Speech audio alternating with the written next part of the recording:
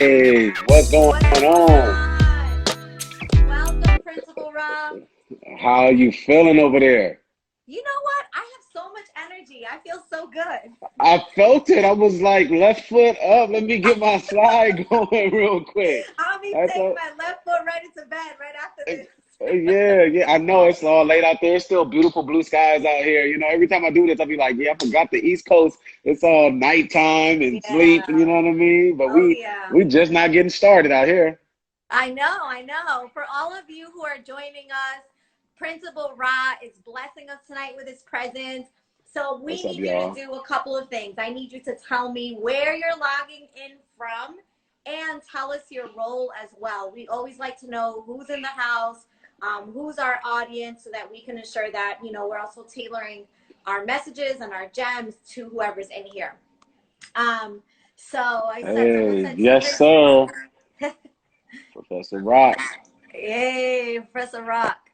So, listen, I might lose some street creds for this. Before we get started here, I was trying to find like what's a song that is like hot in out there in LA right now that's from an artist. Oh man, I mean, dang, you tried to go hard on us like that. I mean, Song for everyone. I'm still like Nipsey vibing. I'm still mourning over Nipsey. So, Yeah. it's still with dedication and that's what I'm on. But Roddy Rich, Roddy Rich straight out of Compton. You got high fashion. You Yeah, got the yeah, yeah. box. You come on, you got the box. You know what I mean? You got That's true. the, That's true. Okay, so I come on, thought about don't. Nipsey, I thought about Roddy Rich, and then I was like, Yeah. that's all I got Well, right now. I'm sorry. We don't got the young juke rappers like Atlanta that just bitty bop. So it's all That's good. It's right. all good. It's nothing but love though. So everyone who's joining in, get ready, fasten your seatbelts, get your pen, get your paper out, screen record, do whatever you have to do because the Yeah. messages that the gems that are going to be dropped tonight, you do not want to miss out on. Principal Rahh, who is the founder and principal of the Yes, University sir. Pathways out in LA. It's Out in LA, LA. right? Yeah. Yeah, yeah. Well, we like to say Watts because we got to put the stamp. But Watts. Watts is a subdivision of LA. So, but Okay. I knew I didn't have the swag, so that's awesome. So listen, thank you again for taking time out of your busy schedule to join our live at chats. Again, for everyone just joining, tell us where you're logging in from, what your role is. The reason why we started this was really in the beginning of the pandemic. Um, Educators across the country, whether they were superintendents, school principals, teachers, we're all just really navigating this space. And so we're about a month in now. And so today, Principal Rahh is going to share his experience in the pandemic. He's going to tell us a little bit about his school because they're doing some yeah, yeah. pretty amazing things out there. Oh, thanks. And No problem. so he'll also share his experience, some of the things that he's done around culture, the successes that they have seen, and also maybe some of the challenges that they're still going through. And hopefully we can all just engage in this conversation. We want you all to comment, ask questions. This is your time. He's also doing an amazing job with the whole house system. So Principal Rahh, tell us a little bit Yeah. about yourself and about your school and what the work that you're doing out there. Yeah, yeah, yeah. So I am Principal Amen Rahh. Amen is just like after you say a prayer. Amen. A-M-E-N. Principal Amen Rahh, born and raised from Compton. I say that with pride and with honor because I wear that on my sleeve. So a proud product of Compton. Founding principal of University Pathways Public Service Academy right here in Watts, California, where we're doing just a few amazing things with just our students, our staff. And I'm the youngest of six. I come from a family of educators. My father was a professor for 34 years. My mom was a substitute teacher. I grew up not wanting to be in education at all. Being the youngest of six, I looked at my family, my brothers and sisters. I was like, man, you guys are square. What are y'all doing, But overall, I found my hidden treasure with helping others. And that's what got me into education. I wanted to be a rapper. I wanted to be a football player, and I say that so many times because I was caught in that. My rapper name was Solo, so they used to call me Solo. I used to be, and I wanted to play football, and then I think God had different plans for me to really walk in my purpose and being a educator. Wow, that's so amazing. I think God always makes his purpose clear one way or Yeah. another.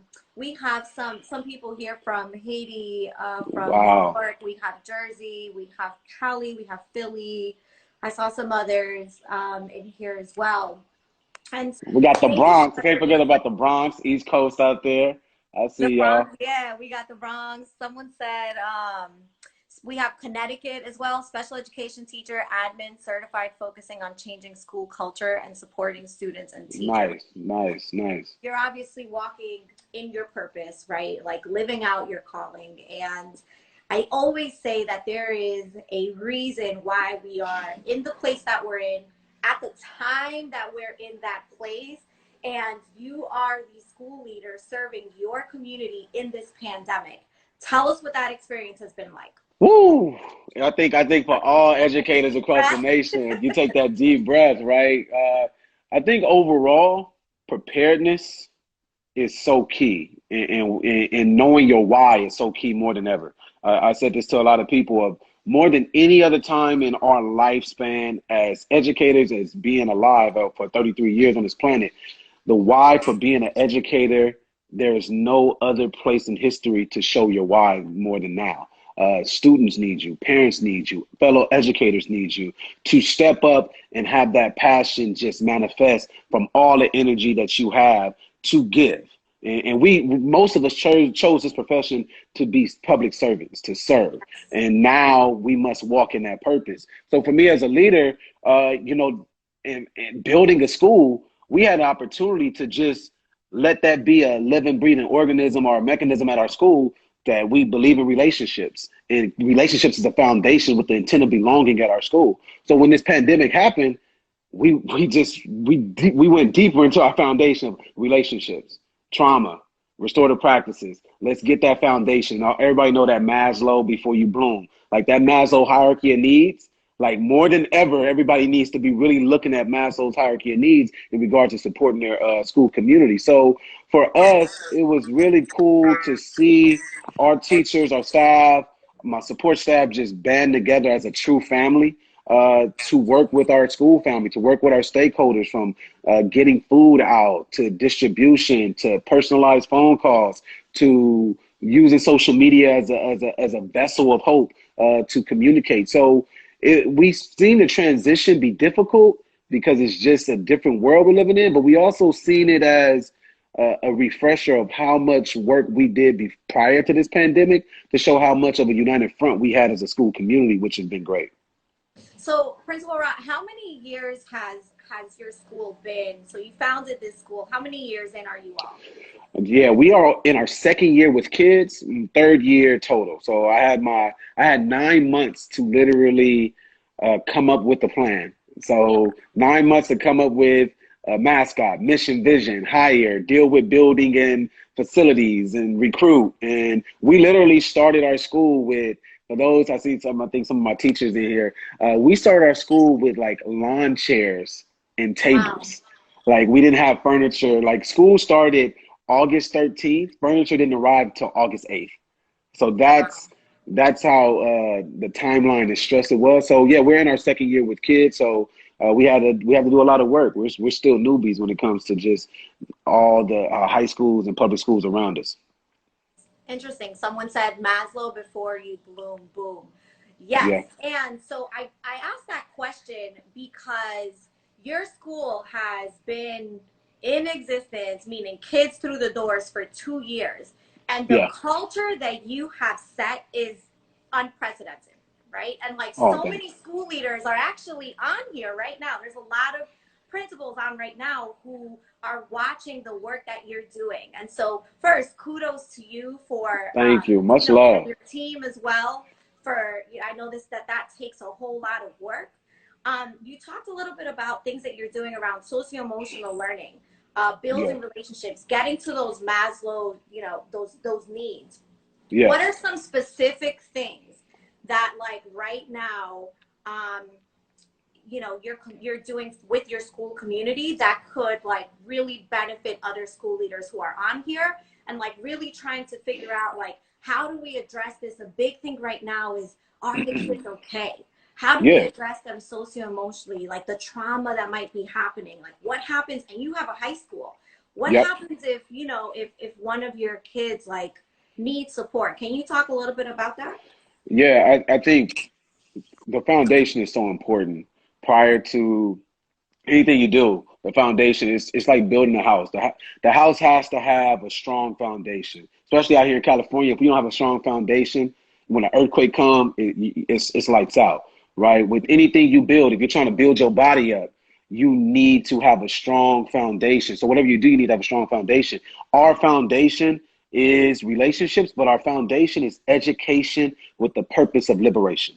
And if that's our foundation, right, we need to act, walk in our purpose, and treat it accordingly. So when this, if we say to ourselves as a staff, we are for education, for liberation, and we have a pandemic, we must still move forward. That's right. So when my message to leaders is, what is your motto? What is your message? What is your mantra? What is your rally cry?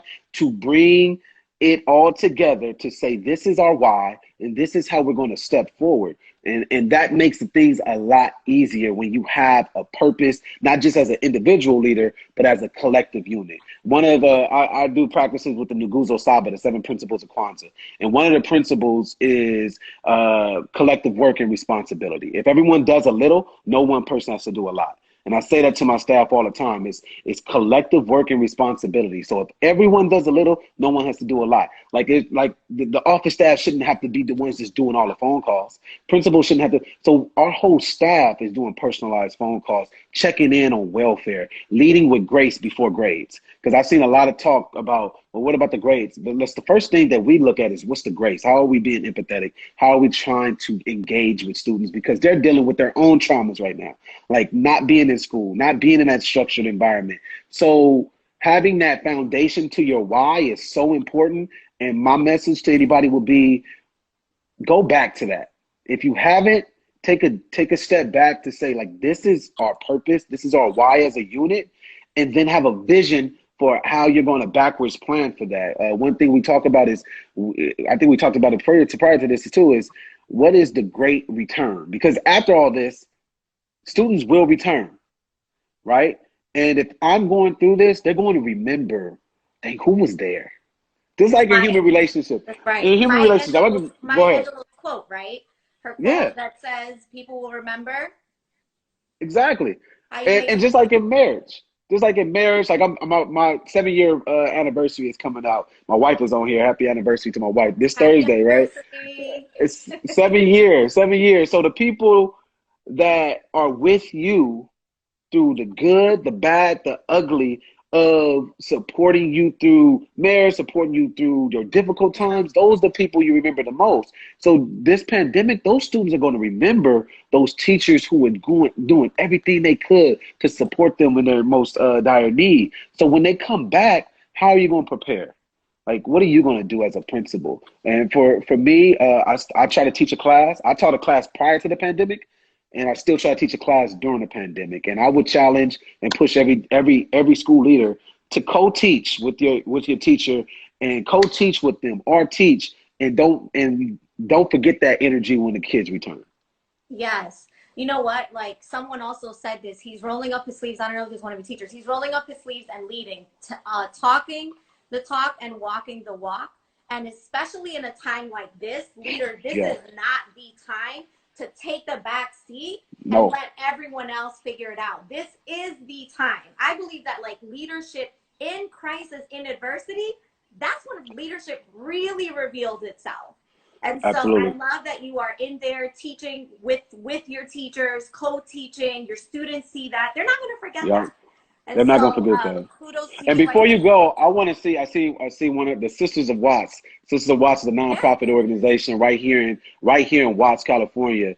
And for leaders, school leaders, you're not just a leader of students, you're a leader for your community as well. and connecting with other nonprofit organizations, supporting them during this dire need, getting involved, seeing their work is really important, because these are the organizations, and big shout outs to Sisters of Watts, out there feeding the community, out there setting up a prom after this for the kids of the community who missed out. And being a part of that is really important. So make sure that you have your voice in the streets. Shout out. Who was that again? What was her name? Sisters of Watts, big shout out. You already know. You already know what it is. That's amazing. Oh, I see. Sisters of Watts. That is so great. I want to just like echo that point. You all, there are schools right now that are also just trying to figure out how do we get more resources, but there are people down the street from you that have resources for your families, for your students, whether it's therapy, whether it's virtual services, whether it's feeding or providing food. You know, so that's, I love that. And I want to emphasize that point as well. Like, let's make sure that we are really branching into the community. It's not the time to close in and box ourselves in. So we got a couple of minutes left. So if this okay, I want to keep going, because I think the engagement is also, people are really tuned in right now. So we go back in who knows when. Potentially, some states are reopening, some states are planning for fall closure, universities potentially 2021. Can you talk about like what is going through your mind right now as you are thinking about fall semester, or the anticipating the possibilities of what this could be? You know, absolute excellence is the first thing that comes to my mind and I say that with pure courage. Like I said it to my staff in our virtual meeting. I said, you know, nothing short of absolute excellence, nothing short of absolute greatness right now. And a lot of times, you know, you hear, I read a book called Chop Wood, Carry Water, and people that follow me know that's one of my favorite books. And it says, one of the famous quotes that greatness isn't just for the selected few, it's for the few who choose. And the challenge is to make that few, which is like if a few leaders, if you want to be great, it's not just for the few who choose. Let's make that few more, right? And then let's make that more many, and make that many into every school leader changing the game for their school community. So in order to really have absolute greatness, in my humble opinion, is I like to call it the micro units of change. And when you're a school leader, the micro unit of change starts from principal to teacher, or principal to assistant principal, but principal to teacher, or leadership team to teacher, teacher to student, and now you have that. So what I mean by that is that communication, that relationship between teacher and student is really, teacher and principal is really important. Yes. So now that you can game plan, you can inspire, you can motivate, and you know when to get the hell out of the way and let the teachers make the magic happen. That's right. And I feel that in order to really get there, you have to have your finger to the pulse of your staff, and to know when to take your feet off the pedal and when to push it. And to me, the greatest leaders know when to take it off and when to push it on. And preparing for this great return is going to be key with, I say, 3 parts. One part is having a real comprehensive game plan to triage a situation as students come back and parents come back. 2 is providing critical hope during this whole time. So those leaders who have lacked not building relationships prior to this time, not building a strong community, must now pivot and build a virtual community and focus on social emotional, focus on all, because I know leaders out there, they didn't focus on Maslow. They didn't focus on welfare kids. They focused on school data. What does the data say? Standardized testing. Standardized testing, the whole 9. Lesson plans. Yeah, for facts. Like, I'll call and be like, hey, you want a trauma-informed workshop? Yeah, no, we looking for something else. They're not doing that, right? And now you're in a crash course of trauma-informed practices, but now you got to figure it out. So, you know, now you got to really build this virtual restorative school to prepare when kids come back to repair harm. Yep. And then also be able to communicate to parents, because there's going to be a whole lot of questions about logistics, about policy, about grades, about what is the game plan, and you need to get that in order. And in order to be successful with that, you should have a parent coalition that you already planning, a student coalition that you already planning. So it won't just be, oh man, the principal or the assistant principal got to say everything.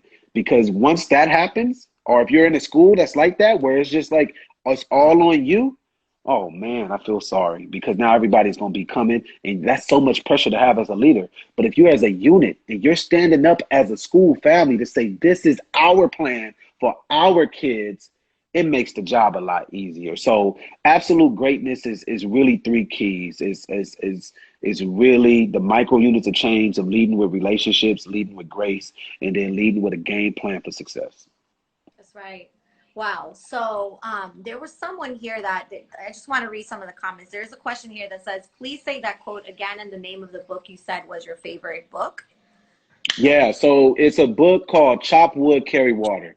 Chop Wood, Carry Water is how to fall in love with the process of becoming great.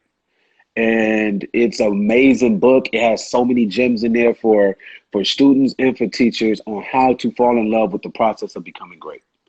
And the quote, I don't know which quote, I think the quote is from the book is, greatness isn't for the selected few, That one. it's for the few who choose.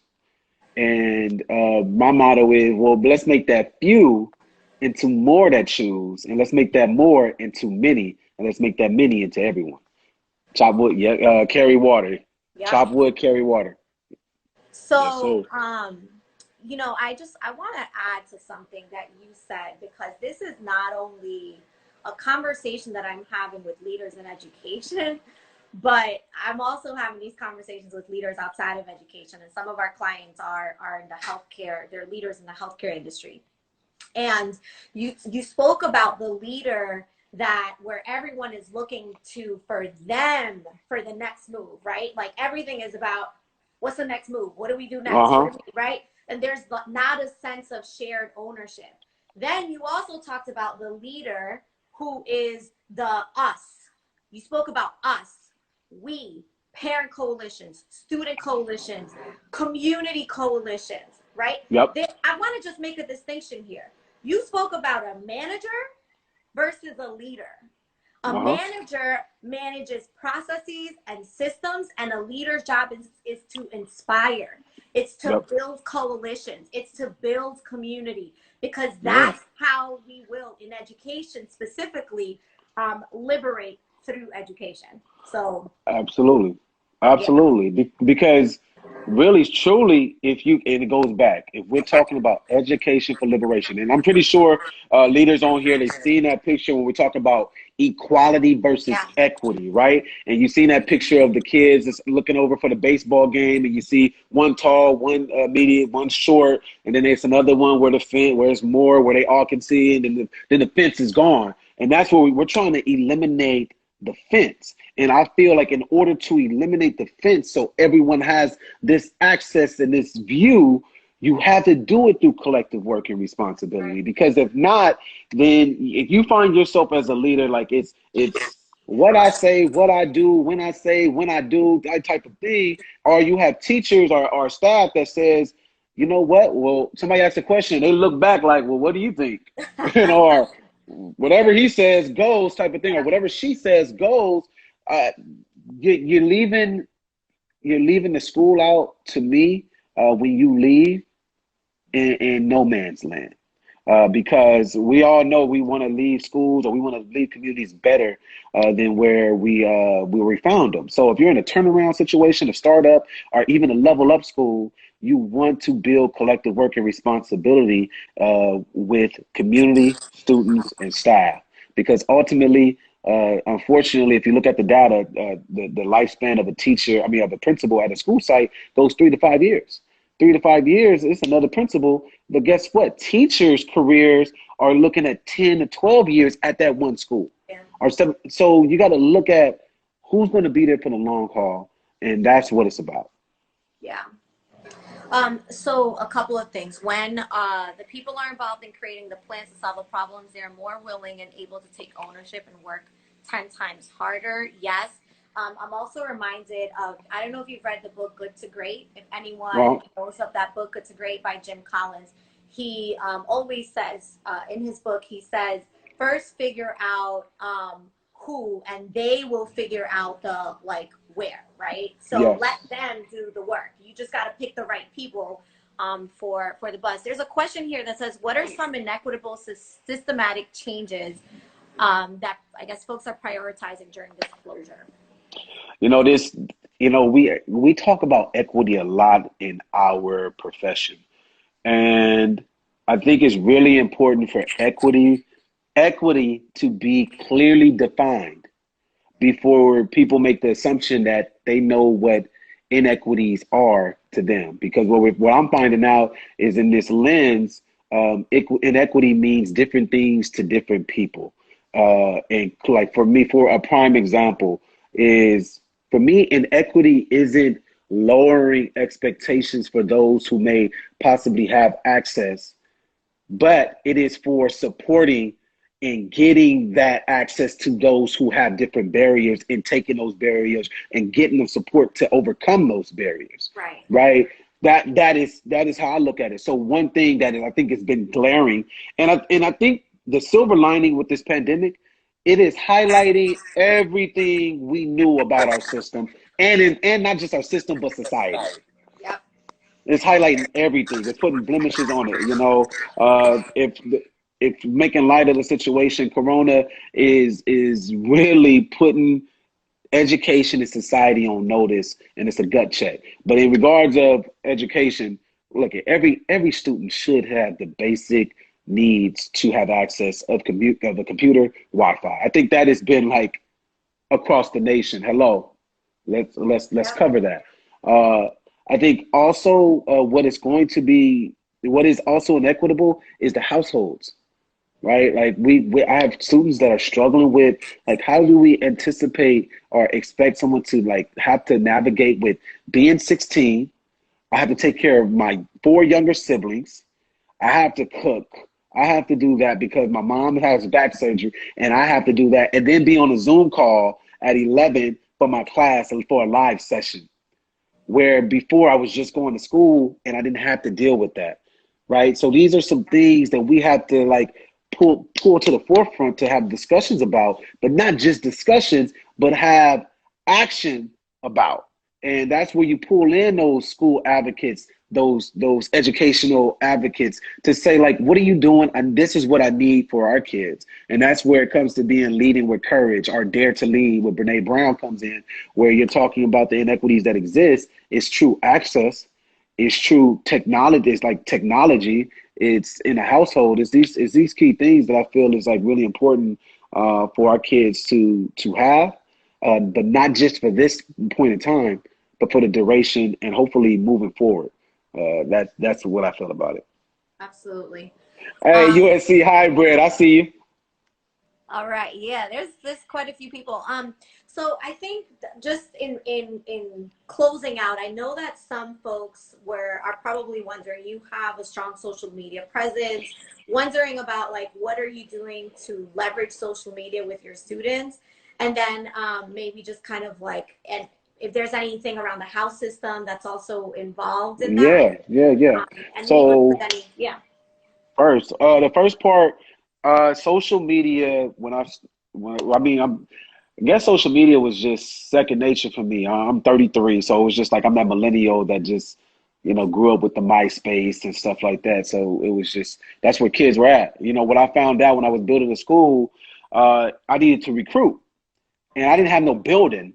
So I had to kind of create something that didn't exist. So through social media, I think it's evident that people can create all kind of things through social media. So we create a vision through social media. But I found out that students were on Instagram and the parents were more on Facebook. So we created kind of 2 different ways of like approaching recruitment. Facebook has different messaging, and our Instagram has one message.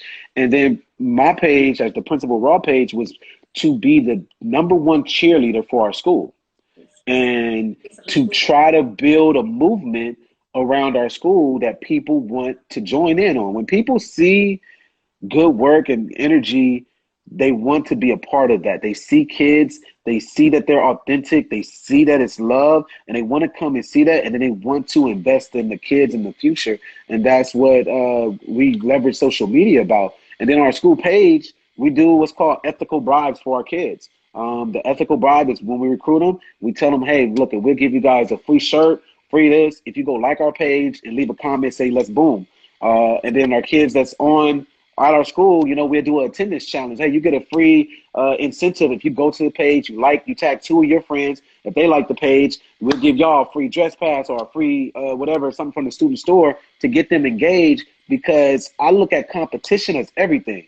And we know in the world of social media, teenagers, if you look at their feed, they're looking at a lot of negative influences. They're looking at world star hip hop, nothing against them, looking at all this stuff that really is teaching them different ways of society. So I figure if they like our page, we can combat that and give them, for every post that, if you look at those pages, they're giving like 10 posts a day, like literally. So on our page, we're like, all right, let's try to get them 5. Let's try to give them as much content as possible of seeing themselves in a positive light, or seeing their peers in a positive light, that they be like, yo, we're doing some good things, and that they want to be involved. So now during this pandemic, they've been used to like interacting on our page, doing quizzes on our page. So now when we go live, it's like, oh, this is what we used to do anyways. So that's been the leverage of social media. And I would say, honestly, if you're a principal, this is to you, I'm gonna get close. All the principals out there, if you can't say that you want all the resources for your babies if you're not leveraging social media. And I'm saying this honestly. It's not about how many followers you have.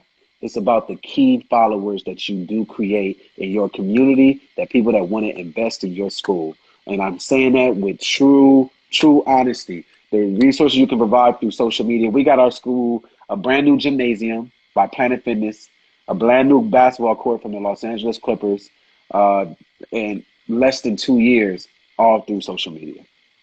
Wow. Wow. Amazing.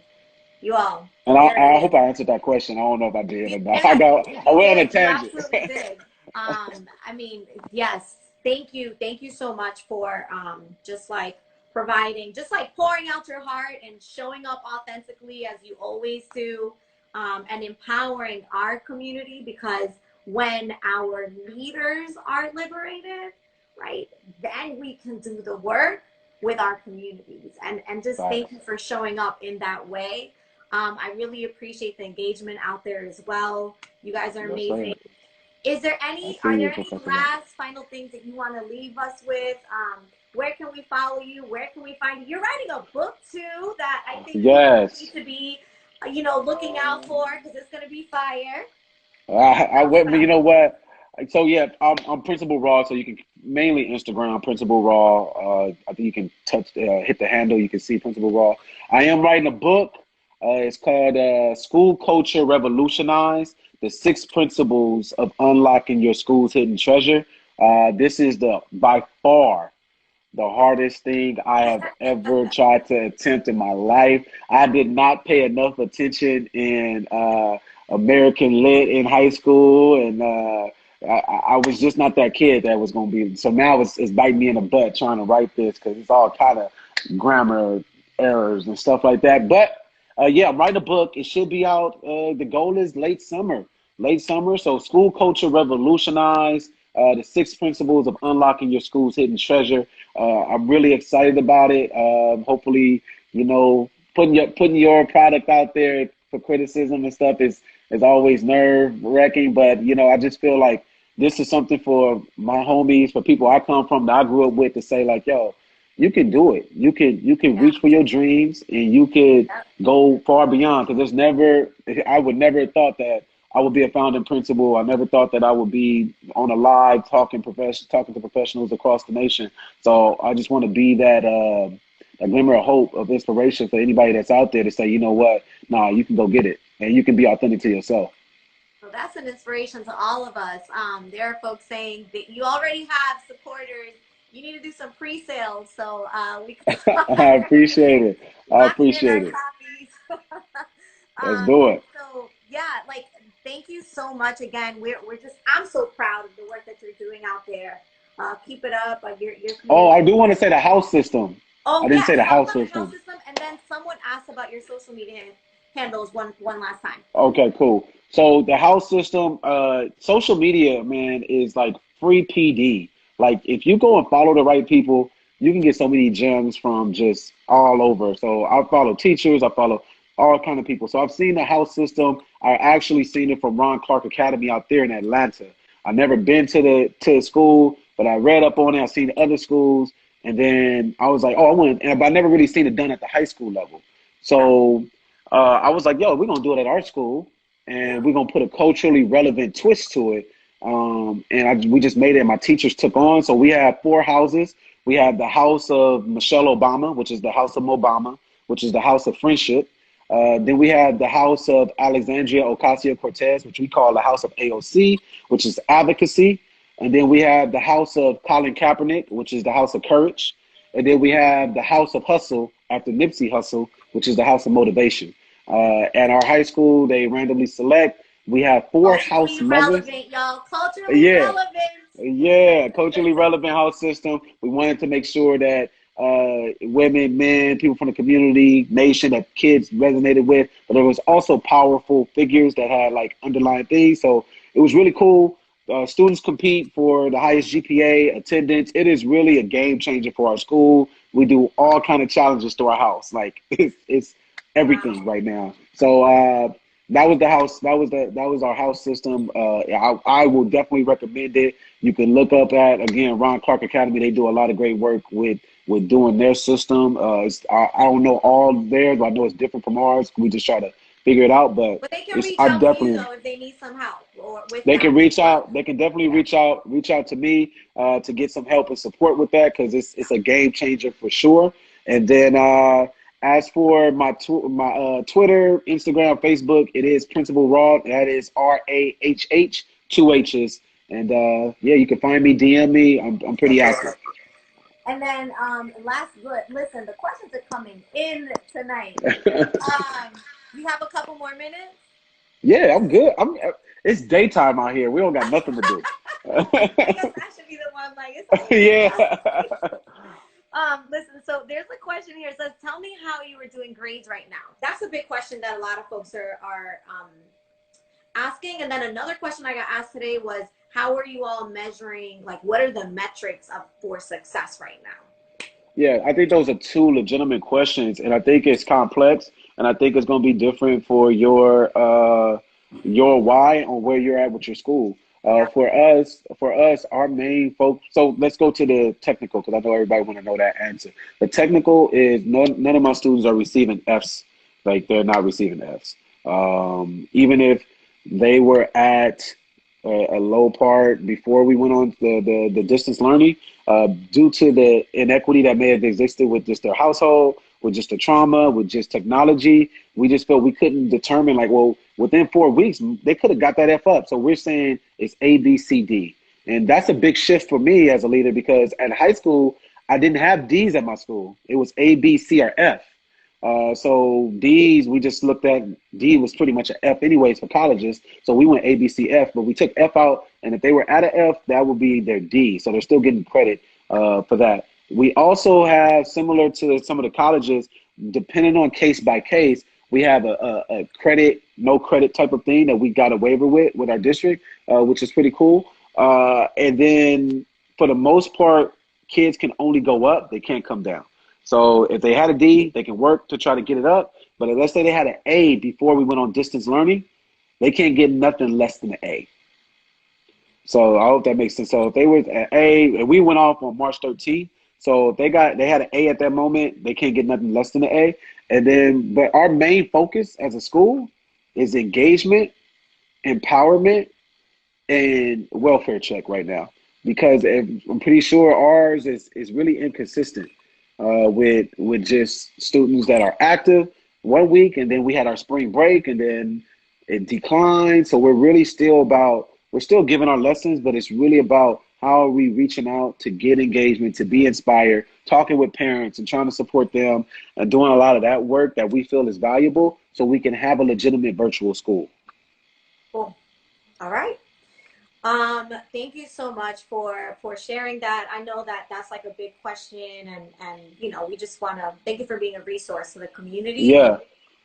So you all, I think I think, let me see, is there anything about the house system on the website? Do you have anything on your website about the house system? No, you can DM me. We don't have. I mean, we just have like a general description. And we're actually we just doing a reconstruction of our website because Cool. we got a quick little level up because we've been getting some high traffic and stuff. So we're leveling up on our website, and it comes out at the end of this month. But on the website, it's just a general description of our house system. But if you're looking for nuances, because you definitely need, if I have to say anything, you're going to need to have leads over each house that are staff members that are passionate about that. Yeah. That's where the real work is at. Having those leads that's over to each house that will be that branch of support to make sure that this friendly competition is booming.